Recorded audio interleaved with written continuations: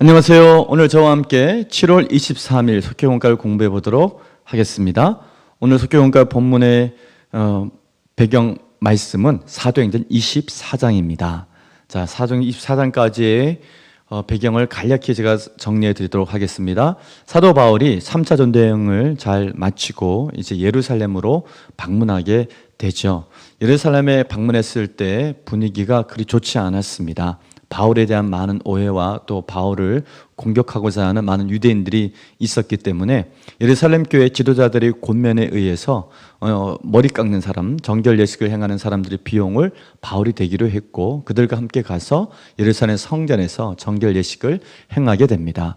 그런데 이때 성전에서 바울을 보았던 소아시아 지역 에베소에서 왔던 유대인들에 의해서 바울이 성전을 모독했다. 즉 드로비모라고 하는 이방인을 데리고 예루살렘 성전에 들어갔다라고 하는 모함 또는 거짓 선동을 일으키게 되죠. 그래서 바울은 그 자리에서 성난 유대인들에 의해 죽을 위기에 처하게 됩니다. 마침 그때 예루살렘 치안을 담당하고 있었던 로마의 천부장 글라우디오 루시아가 그 광경을 보고 바울을 그 위기로부터 구해주게 됩니다.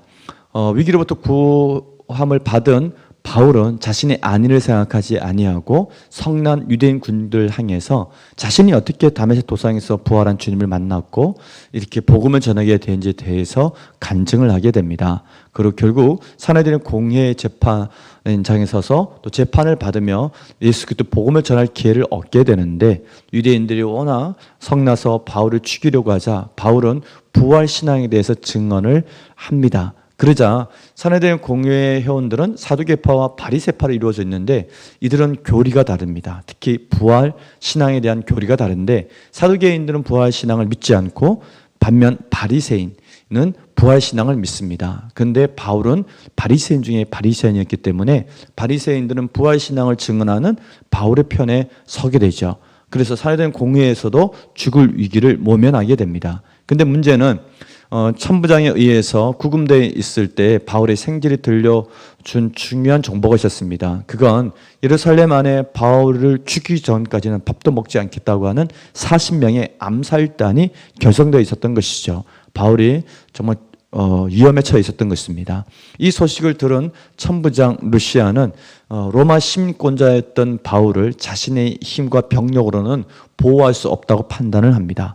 그래서 한밤중에 기병, 참병, 보병에서 약 한 470명의 군인을 동원해서 총독부, 로마의 총독부가 있는 곳이 해안도시 가이사라였습니다. 가이사라까지 이제 이송을 하게 됩니다. 사도 바울이 이스라엘 도착해서 예루살렘에 올 때 가이사라로 배 타고 들어왔는데 바로 그 항구 도시로 이제 이송을 하게 된 것이죠. 안전하게 이송되어집니다. 그때 당시 가이사라 총독부에 있었던 총독은 벨릭스 총독이었습니다. 벨릭스 총독은 바울을 불러서 자주 얘기를 듣게 되는데 그 이유는 그의 부인이 유대인이었고 그래서 하나님에 대한 이야기를 많이 들었기 때문에 바울이 전하는 복음이 뭔지 듣고 싶은 마음도 조금 있었고 보다 더 궁극적인 목적은 바울이 큰 돈을 모아서 예루살렘을 방문했다는 소식을 들었기 때문에 바울로부터 돈을 얻어내기 위해서 그런 시간들을 보내면서 약 한 2년 동안 바울은 가이사라에서 구금된 상태로 지내게 됩니다. 이런 상황 속에서 이제 바울이 루시아 천부장에 의해서 가이사라로 이송됐다는 소식을 듣고 유대 지도자들, 대제사장 아나니아와 또 장로들 그리고 그들이 선임한 더둘로라는 변호사와 함께 가이사라 총독부를 방문하게 되죠. 그들의 요구는 다시 사도 바울을 자신들의 법정인 사내들의 법정에 세워달라는 요구였습니다. 그렇게 요구했던 이유는 가이사라에서 예루살렘까지 약 한 120km인데 그 긴 시간 이송하는 동안 바울을 암살하고자 하는 계획을 세웠던 것이죠. 그래서 더둘로를 통해서 바울을 고발합니다. 그 고발의 내용은 선동했다는 것이죠. 거짓된 이단의 교리를 전하여 사람들을 선동했다. 그래서 그런 재판을 받아야 된다라고 이렇게 고발을 하게 됩니다. 그에 대해서 변호하는 그 내용이 바로 오늘 본문 24장의 내용입니다. 그 이후에 보면 사도 바울은 결국은 사내들 공의 재판을 안 받게 되죠. 그리고 벨릭스와 함께 약 한 2년의 시간을 보내고 또 벨릭스는 다시 로마로 돌아가게 되고 그 다음 후임으로 베스도 총독이 부임하게 됩니다. 베스도가 왔을 때 똑같이 또 대제사장과 사내들 공회의 유대 지도자들은 또 사내들 공회 재판을 요구하죠. 그러나 그것을 거부하게 됩니다. 그리고 그때 바울은 자신이 이제 더 이상 여기서 안전하게 보호될 수 없다는 것을 판단하고 베스도를 통해 로마 항제 재판을 청구하게 됩니다. 로마 시민권자가 할 수 있는 권리였죠. 그 과정 속에 소장을 작성해야 되는 베스도가 아그리빠 왕을 세워서 바울을 신문하게 됩니다. 그 과정 속에 바울은 아그리빠 왕과 그의 부인 버니게와 또 많은 지도자들에게 복음을 전할 기회를 얻어 또 열심히 복음을 전하는 모습이 사도행전에 기록되어져 있습니다. 이와 같은 배경을 바탕으로 오늘 문제 풀이 들어가겠습니다. 말씀 나누기 첫 번째 문제는 벨릭스 총독 앞에서 고소당한 자신의 제목들에 대해 바울은 어떻게 변호하나요? 자신은 사람들을 성전에서 선동한 적도 없고 그리고 성전을 모독한 적도 없다. 그렇게 얘기를 합니다. 중요한 것은 그것을 본 사람은 아무도 없다. 그들은 보지 않고 나를 고발했다. 그렇게 이제 얘기를 합니다. 실제로 그들이 제시하시는 증거는 하나도 없었습니다. 그냥 그랬을 것이다 라는 추측을 갖고 바울을 고발했던 것이죠. 그래서 아시아에서 온 몇몇 사람들, 바로 에베소에서 온 사람들이었는데 바울을 알고 있는 자들이었죠. 그들은 시내에서 드로비문을 보고 분명히 바울이 드로비문을 데리고 성전에 들어갔을 것이다 라는 가설을 세워서 사실은 바울을 죽이고자 했던 것입니다. 그러나 그런 적이 없다는 것을 하나하나 자세하게 바울은 설명을 합니다. 그리고 만약 이들이 그와 같은 제목으로 고발을 하려면은 민중을 선동한 것은 사실은 이제 로마의 질서를 깨트리는 것이기 때문에 로마 총독부 벨릭스 총독에게 고발을 했어야 되는데 그렇지 않았다라는 것을 얘기합니다. 그 자신은 사내들 공회 재판에 설 이유가 없다는 것을 증언했던 것이죠. 자, 두 번째 문제, 바울은 예루살렘 성도들을 어떻게 도우려했나요?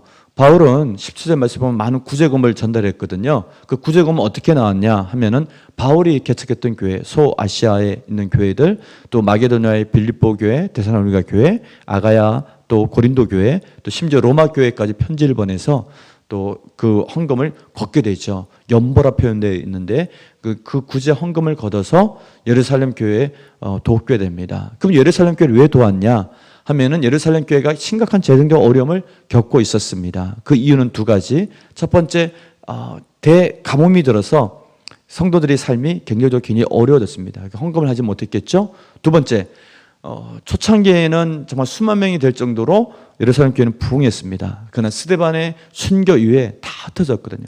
교세가 감소했기 때문에 그 이후 계속 재정적인 어려움을 겪은 것을 보게 됩니다. 그래서 바울은 로마 교회에 편지할 때 우리는 빚어졌다. 예루살렘 교회 영적인 빚어졌기 때문에 우리가 육적인 물질로 그 빚을 갚아야 된다 하면서 연보를 요구한 것을 보게 됩니다.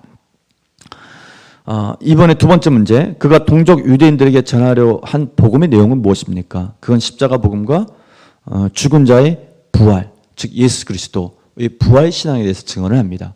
바울은 다메섹 도상에서 부활한 주님을 만났고 부활 신앙을 갖게 되죠. 가는 곳마다 그는 부활 신앙에 대해서 증언하는데 그가 전하였던 복음의 핵심은 부활이었습니다. 자, 말씀 다지기 읽고 마치도록 하겠습니다. 부활 신앙에 대한 확고한 믿음은 어떤 핍박도 견뎌내게 합니다. 바울은 확고한 부활 신앙을 소유한 자로서 항상 양심에 끄리낌 없이 행했기에 유대인들의 공회에서도 벨릭스 총독의 법정에서도 조금도 주저없이 당당하게 자신의 믿음을 전합니다. 선을 행하다 고발당할 때 억울한 마음이 앞설 수 있지만 바울은 이를 고위 관리들 앞에서 복음을 전하는 기회로 삼는 성숙함을 보입니다. 성도는 어떤 상황에서도 부활 신앙을 굳게 붙들어야 합니다. 비록 억울한 일을 당한다 해도 한결같이 선을 행할 때 하나님이 연출하시는 대역전 드라마의 좋은 도구로 쓰임받을 것입니다. 우리도 바울처럼 날마다 부활의 증인이 되기를 꿈꿔봅니다. 수고하셨습니다.